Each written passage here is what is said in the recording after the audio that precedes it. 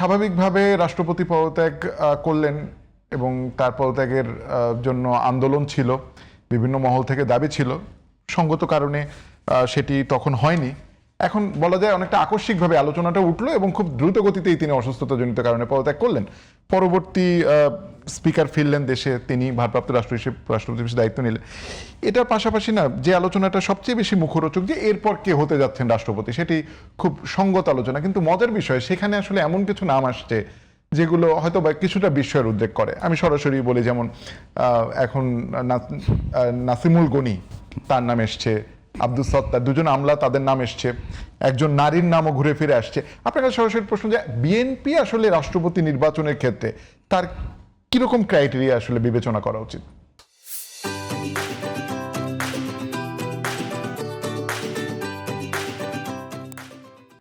BNP কি আপনার মাথার মধ্যে বিএনপির আছে সেটা তো আমি এই মুহূর্তে বলতে পারবো না, কারণ বিএনপি স্থায়ী কমিটি আছে এবং আমাদের দলের যিনি প্রধান, বর্তমান প্রধানমন্ত্রী, মাননীয় প্রধানমন্ত্রী, ওনারাই সঠিক সিদ্ধান্তটা নেবেন বলে আমি মনে করি।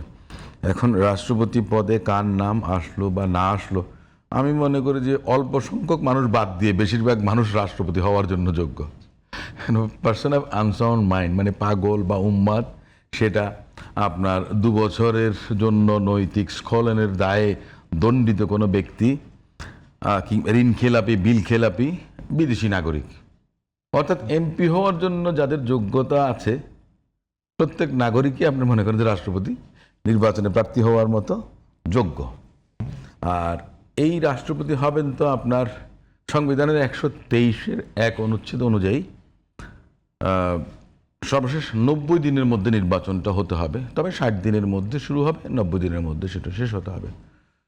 তো সেক্ষেত্রে যে সাংবিধানিক জটিলতা কোনোটা আছে বলে আমরা মনে করি না। দ্বিতীয় কথা হচ্ছে যে কারো নাম আসছেন পত্রপত্রিকায়, স্পেকুলেশন, এটা মনে করেন যতক্ষণ পর্যন্ত না হবে ততক্ষণ আমরা বুঝতে পারবো না। রাষ্ট্রপতি শাহাবুদ্দিন সাহেব যখন রাষ্ট্রপতি হবেন, বা তিনি নিজেও কিন্তু বেশ কয়েকবার বলেছেন বিভিন্ন বক্তব্যে, উনি যে কোনোদিন রাষ্ট্রপতি হবেন উনি এটা কোনোদিন ভাবেননি।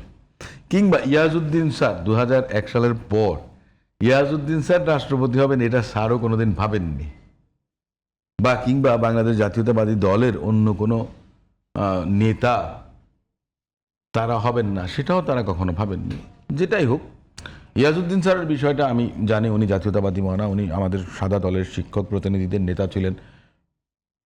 সো ওনার একটা অ্যালাইনমেন্ট ছিল, সেটা এক ধরনের। কিন্তু জনাব শাহাবুদ্দিন চুপ্পু সাহেবেরটা ছিল না, যেমনটা ছিল স্পিকার হামিদ সাহেবের। উনি ডেপুটি স্পিকার ছিলেন, সংসদ সদস্য ছিলেন 6 বার 7 বার, গ্রাসরুটের রাজনীতি করেছেন। অতএব আওয়ামী লীগের মতো রাজনৈতিক দল আওয়ামী লীগেরই একজন মাঠের নেতাকে রাষ্ট্রপতি করেছেন, কিন্তু পরবর্তীকালে আবার আওয়ামী লীগ এটাও করেছেন, চুপ্পু সাহেবকেও করেছেন, এবং 96-এর পরে বিচারপতি শাহাবুদ্দিন সাহেবকেও করেছেন, তাই না? তো কিছু কিছু ক্ষেত্রে দেখা গেছে যে ব্যতিক্রম আছে। ওই যে আমি যে কথাটা বলেছি, অল্প সংখ্যক মানুষ বাদে বেশিরভাগ মানুষই রাষ্ট্রপতি নির্বাচিত হওয়ার জন্য যোগ্যতা আছে। কিভাবে আছেন, আপনিও আছেন। আমি বলছি না, আমি রুল আউট করছি, আমিও যে না তা না, কথাটা আছে যে শূন্যতা থাকবে না, ডেফিনেটলি কোয়ালিফাই। আপনার রাষ্ট্রপতি যখন পদত্যাগ করেন, আপনার 50-এর 3 অনুচ্ছেদ অনুযায়ী স্পিকারের কাছে, মাননীয় স্পিকারের কাছে যখন পদত্যাগ পত্রটা জমা হয়, বইটা রিসিভ করার সঙ্গে সঙ্গে ওনার পদটা শূন্য হয়ে যায়। শূন্য হয়ে গেলে কি, শূন্য তো কোনোদিন শূন্য থাকে না। তার মানে কার কাছে পদত্যাগ করেন? মাননীয় স্পিকারের কাছে, সংসদের স্পিকারের কাছে করেন। তার মানে speaker then and there he becomes the president of the republic, এবং উনি সেই দায়িত্বটা পালন করবেন অস্থায়ী হিসেবে। তবে সেটা 120 দিনের বেশি, 90 দিনের বেশি, দুঃখিত, 90 দিনের বেশি হবে না। যদি আপনার সংসদ, মূলত তো সংসদ তো আপনার মনে করেন যে যেদিন সেশন শেষ হয় তারপরে তো অব্যবহিত 2 মাস পরে আবার সংসদ, রাজ্জাকি ভাই আমি যদি ভুল না করে থাকি, তাই না? তাহলে আগামীতে আপনার এই যে সেপ্টেম্বরের দিকে সম্ভবত, এটা আইনমন্ত্রী আজকে পরিষ্কার করেছেন যে বিশেষ সংসদ বা অধিবেশন ডেকে এটা দরকার নেই, সেপ্টেম্বরে হচ্ছে, সেপ্টেম্বরে হয়ে যাবে। সেটাও হবে যদি আপনার এই 90 দিনের টাইম ফ্রেমের মধ্যে না হয়, তাহলে বিশেষ অধিবেশন ডেকেও আমরা সেটা, উনি এই টাইম ফ্রেমটা বলেছেন যে যেহেতু সেপ্টেম্বরে আছেই রেগুলার অধিবেশন, সুতরাং বিশেষ ডাকার কোনো দরকার নেই। অতএব বর্তমান অস্থায়ী রাষ্ট্রপতি যিনি আমাদের স্পিকার ছিলেন জাতীয় সংসদের, তিনি কন্টিনিউ করে যাবেন। সো স্পেকুলেশন কে হবেন না না হবেন এটা তো এই মুহূর্তে বলতে পারছি না। তবে আমি বিএনপির একজন কর্মী হিসেবে আমার যেই এক্সপেকটেশনটা থাকবে, আমার দলে অনেক নেতারা আছেন, ত্যাগী, যোগ্য অনেকে আছেন, আমি মনে করি তাদের মধ্য থেকে কেউ বাংলাদেশের আগামী রাষ্ট্রপতি হবেন।